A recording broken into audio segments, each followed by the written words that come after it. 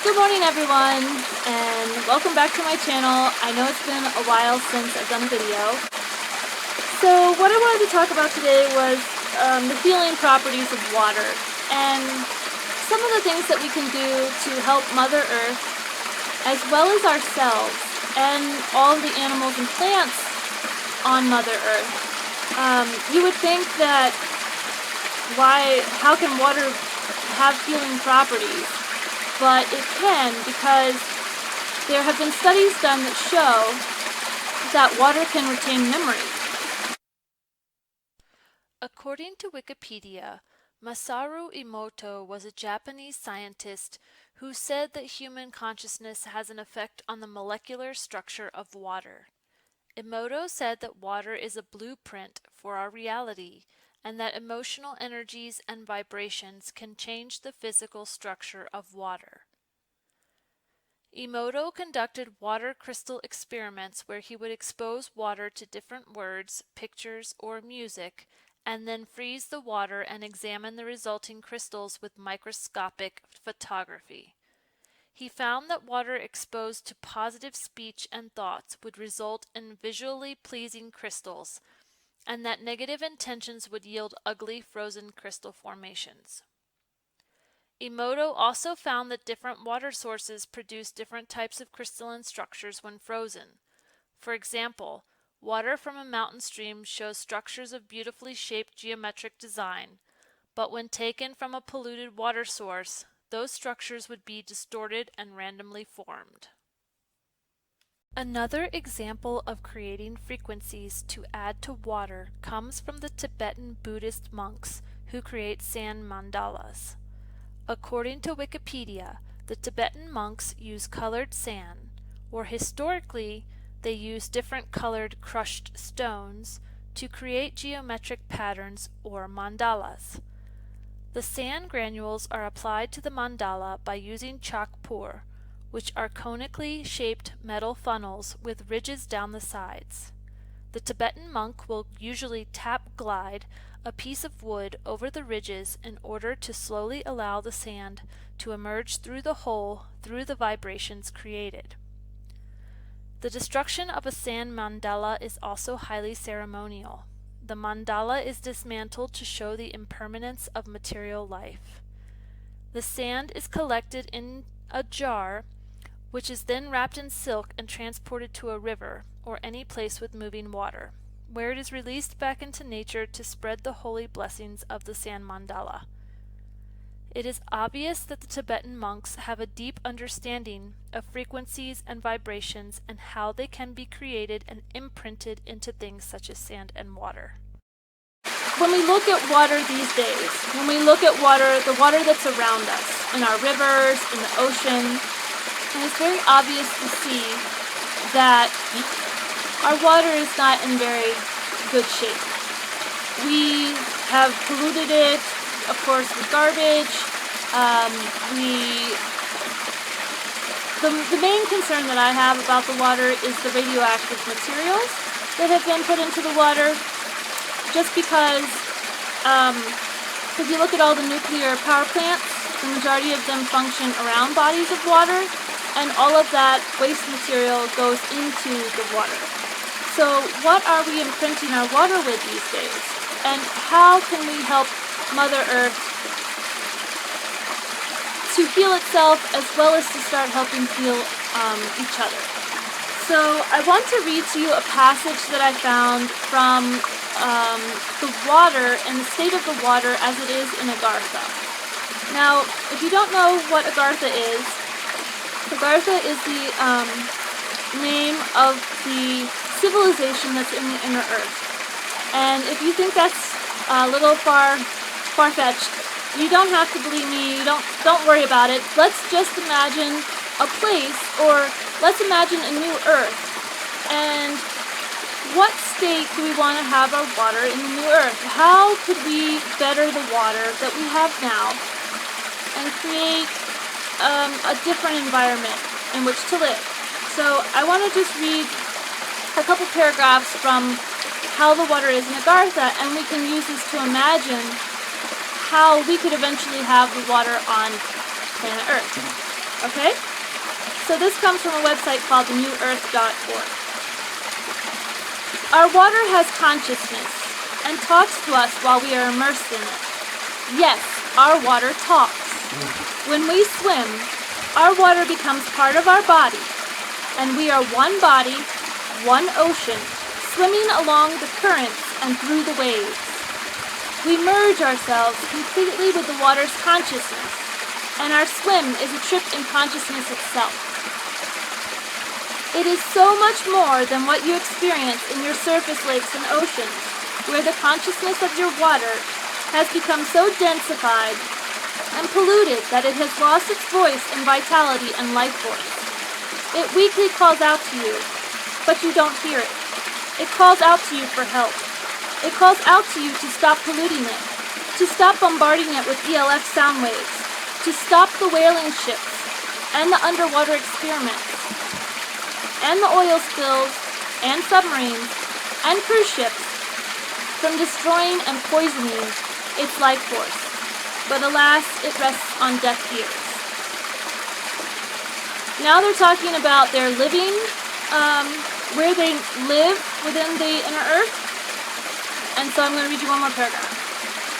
Most of our living activity takes place within our Simei caverns, which are vast and wide and high, and composed of crystalline rocks and gemstones, and crystal arches radiating full-spectrum colored rainbows of sparkling light into our cavern atmosphere. Our walls are lined with natural rainbow-hued waterfalls, humidifying the air with the vibrancy and song of its water cascading down. Yes, our water sings, and its chorus brings our body cells into harmony, so that our bodies are always vibrating to our water and crystalline surroundings that keeps us energized and vibrant all day long. We need little sleep because our cells are always tuned and in harmony to the natural rhythm of Mother Earth herself. When you are tuned like a tuning fork, then you carry the full life force of our Mother, and your battery never runs down. So, this is something that super excites me, and I think that I would love for our water to get healthy again, to sing and to have a consciousness, high vibe, be able to vitalize the plants, the humans, the animals, something so just happy. I just imagine the water just almost like a tune, like a frequency, like a song, a harmonious song. And so I think that if you're looking for something simple to help Mother Earth, that there are some ways that we can help begin raising the vibration of our water. And so I wanted to share some ways that I have been doing that, and that you can do that too. So the first one is to talk to the water. And I know that sounds silly, but the power of intention is very powerful. So one of the things that I have been doing is saying an intentional revocation and invocation. So what is that? Basically what a revocation is stating to the water what you no longer desire for that water. What is no longer needed? What do you want to say no to? And then the other half, which is equally as important, is the invocation. What do you desire for the water? What do you want to see imprinted into the water? What do you want to say yes to? And so I have created a revocation and invocation, and you don't have to use mine. You can. I was just going to give you some ideas of what you could do. But what I do is I take a piece of shungite, and you could use any kind of crystal, whatever resonates. But shungite is a very powerful crystal. It's very good at healing. When they found this stone in Russia, near Chernobyl, the people that lived near this stone, they did not end up getting the symptoms, the effects of the radiation. Remember, there was a meltdown of one of the nuclear power plants there. The people living there actually did not have any negative effects because they lived near the stone. So this stone is extremely powerful, and I like to use this during my revocation invocation. So what I do is I hold it in my right hand, and I place my hand in the water, and then I address the water, and I also ask the water to use its resonant water effect. So to also heal any water that's connected to this water. And I ask also that the revocation and invocation be for the highest good alone and for the benefit of all. And then you can just start with the things that you want to revoke. So some of the things that I revoke are any and all negative or unwanted energy. I revoke any chemicals, nuclear, radioactive, or any other substances which are harmful or damaging to the water. I also revoke any anti-creation energy. So anti-creation energy is basically any energy that's not, it's like the opposite of birth energy, the opposite of life. So anti-creation energy you could think of as kind of like artificial intelligence or mechanical or just artificial.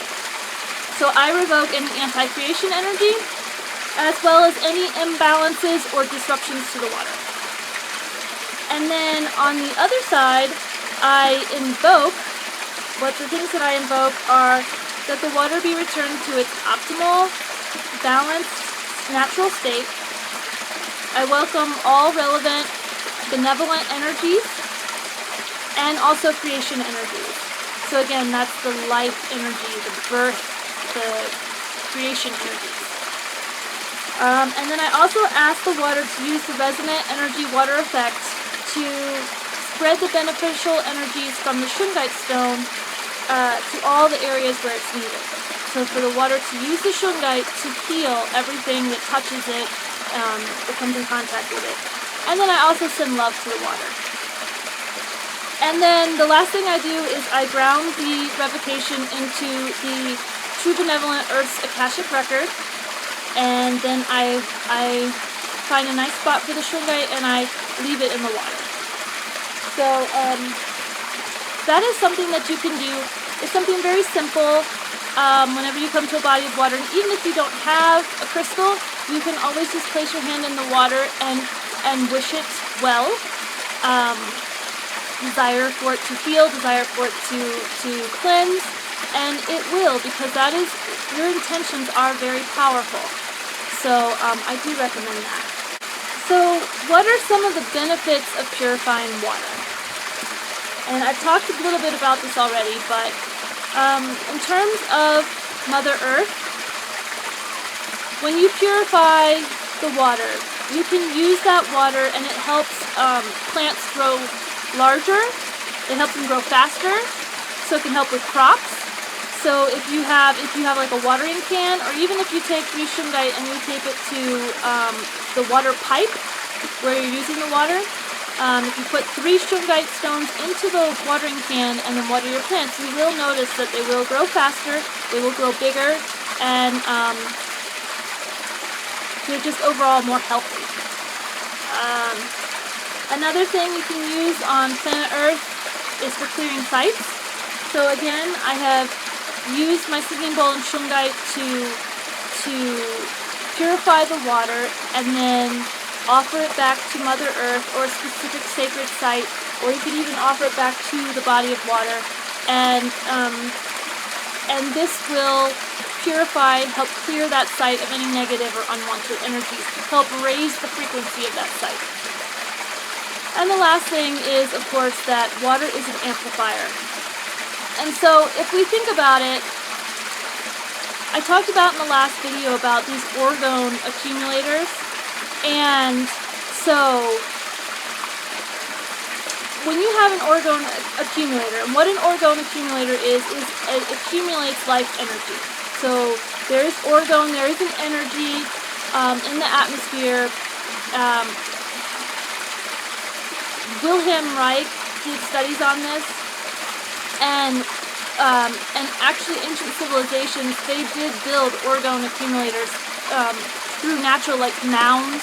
If you see, like, the mound civilizations in the U.S., or different, like the pyramids that I showed in the last video, this accumulates life energy.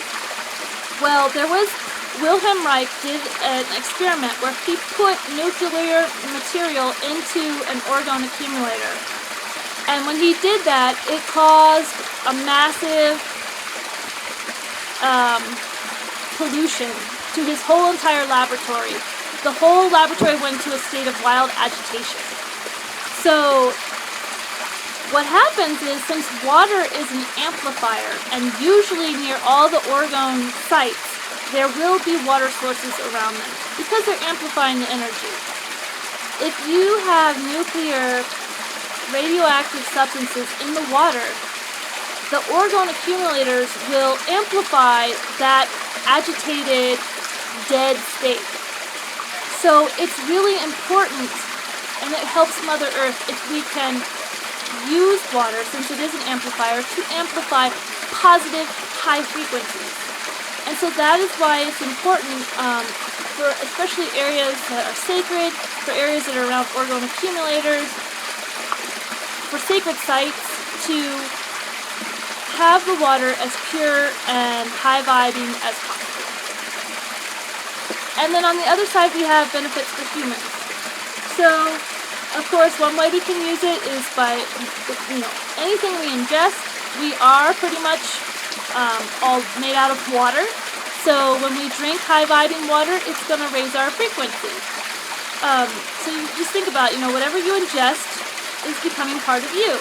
So it's obvious that it's a good idea to care about the frequency of your water. It also improves our health.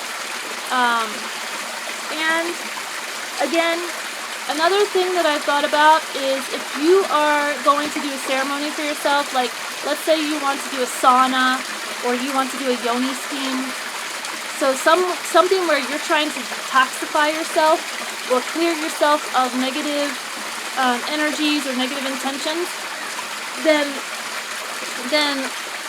what you want to think about is, okay, if I'm going to go into a sauna, I want my water to be as high vibing as possible. So again, I would personally put my water in shungite, in my sound bowl, sound the water, and get it as pure and high vibing as possible before